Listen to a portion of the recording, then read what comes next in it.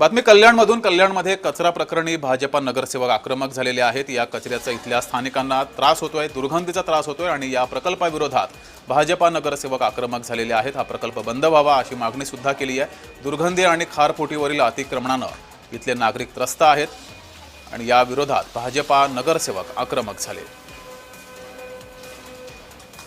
Project पूर्ण नसताना त्याचं बांधकाम चालू असताना देखील इथे कचरा आणून टाकला जातो. एका लेनमध्ये जवळजवळ 100 टन कचरा आहे. इथे 400 टनापेक्षा जास्त कचरा येतो. त्याची विल्हेवाट व्यवस्थित लावली जात नाही.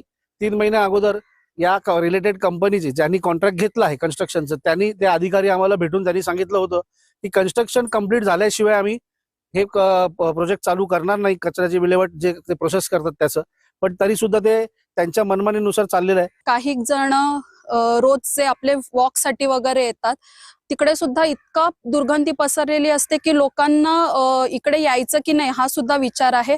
आणि फक्त इकडेच नाही तर पूर्ण जुनी डोंबिवली, कोपर, मोठा गाव या साईडला तिन्ही जे बाउंड्रीज आहेत तिकडे सगळीकडे ही दुर्गंधी पसरलेली आहे.